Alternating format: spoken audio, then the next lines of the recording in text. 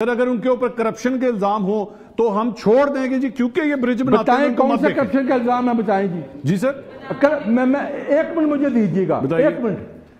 Corruption کے الزام کی بات کی جاتی ہے نا، الزام لگا دینا بڑا آسان کام ہے، الزام لگا کے چلے جائیں. میں آپ کو کرپشن کی ایک مثال دیتا ہوں، اور یہ میں جنون، یہ جو 190 ملین پاؤنڈ والا کیس ہے، کرپشن کسے کہتے ہیں؟ وہ یو کے میں وہاں کی وہ عدالت فیصلہ کرتی ہے کہ اسٹیٹ عدالت نے فیصلہ نہیں کیا چلے میری بات سن، اسٹیٹ آف پاکستان کا پیسہ ہے. پھر میں کہوں گا پڑھے لکھے گئے ہیں. چلے جی جو مرضی آپ کہنا، میری بات سنیں. 190 million pound state of Pakistan کو ملنا تھا. اسٹیٹ آف پاکستان سے تعلق ہے اس پیسے کا. 190 ملین پاؤنڈ جس شخص کا پکڑا گیا، اس کی لائبلٹی اسٹیٹ آف پاکستان کا جو پیسہ آتا ہے اس کی لائبلٹی کلیئر کرنے کے لیے استعمال ہو جاتا ہے. اسے کہتے ہیں کرپشن. السلام علیکم سر، آپ دونوں سے سوال ہے، وہ یہ کہ جتنی بھی بات چیت ابھی یہاں پہ ہوئی ہے یہ کوئی نئی نہیں ہے، ہم بچپن سے یہی سنتے آ رہے ہیں. میرا سوال یہ ہے کہ ہر 5 سال بعد ہر کوئی یہی کہتا ہے کہ کب ہمارا ملک ترقی کرے گا، لیکن ہم ہر 5 سال بعد ایک ہی جگہ کھڑے ہوتے ہیں. امپلیمنٹیشن کب شروع ہوگی اور بات چیت کب ختم ہوگی؟ دوسرا میں نے یہ کہنا تھا، جب یہ سارا سینیریو پولیٹیکل چل رہا تھا اسلام آباد میں، پارا چنار میں 100 سے زیادہ لوگ قتل ہوئے. کسی پولیٹیشین، کسی میڈیا پرسن نے اس کو رپورٹ نہیں کیا، نہ کنڈیم کیا. اس پہ آپ کیا کہیں گے؟ لیکن میں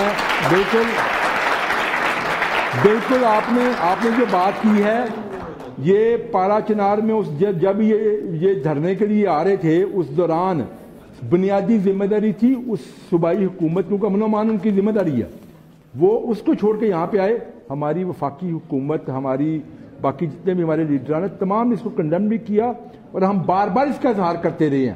لیکن انہوں نے اپنا سیاسی جو فائدہ تھا وہ دیکھا، یہ چیزیں نہیں دیکھی.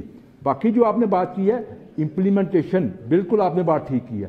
امپلیمنٹیشن ہونی چاہیے، اور یہ کس طرح ہوتی ہے کہ آپ کوئی کام کرتے ہیں، اس کام کو اس کی کنٹینیوٹی کے ساتھ اس کو اپنے اینڈ تک پہنچتی ہے. ہم اس چیز کی گارنٹی آپ کو دے سکتے ہیں کہ جو کام ہم نے دعوے کیے ہیں، جو دعوے کر رہے ہیں، وہ تمام کے تمام کاموں کے اوپر امپلیمنٹیشن شروع ہو چکی ہے، گراؤنڈ کے اوپر موجود ہے. ہاں یہ بات ٹھیک ہے، مسائل بہت زیادہ ہیں، ان کو حل کے لیے ٹائم چاہیے.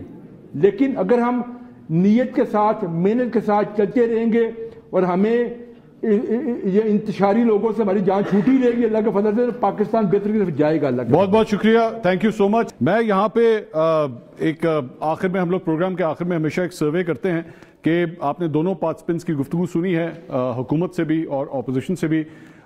کس کی رائے سے آپ زیادہ متفق ہیں؟ ایک سروے ہم کرنا چاہیں گے.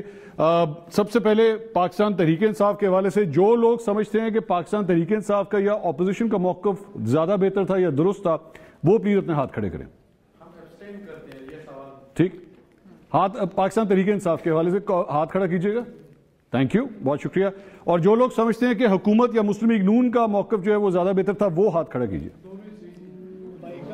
بہت شکریہ. تقریباً برابر ہی رزلٹ تھا، لیکن اس میں کچھ چند لوگوں نے جو ہے ابسٹین بھی کیا. انہوں نے کہا جی ہم اس میں ووٹ ہی نہیں ڈالنا چاہتے کیونکہ ہم سمجھتے ہیں یہ دونوں ایک جیسے ہیں. This is a very surprising result for me, کیونکہ دیگر یونیورسٹیز میں جو ہے وہ کافی حد تک ون سائیڈڈ رزلٹ رہا ہے. یہ میرے خیال میں شاید پہلی یونیورسٹی ہے جس میں 50-50 کا کم از کم یہ رزلٹ دیکھ رہا ہوں. بہرحال یہ لوگوں کی رائے ہے. I have to say کہ یہ جتنی بھی ہم نے یونیورسٹیز میں کویسچنز کیے ہیں، some very good questions were asked over here، اور میرا خیال میں ہمارا جو فیوچر ہے ہمارے اسٹوڈنٹس کے ذریعے، ان نوجوانوں کے ذریعے، اور خاص طور پہ ان کے اساتذہ کے ذریعے بھی، صرف اسٹوڈنٹس کو داد نہیں ملنی چاہیے، ان کے اساتذہ کے لیے بھی، بلکہ میں چاہوں گا کہ یہ سارے اسٹوڈنٹس اپنے اساتذہ کے لیے بھی ایک تعلیم دیں.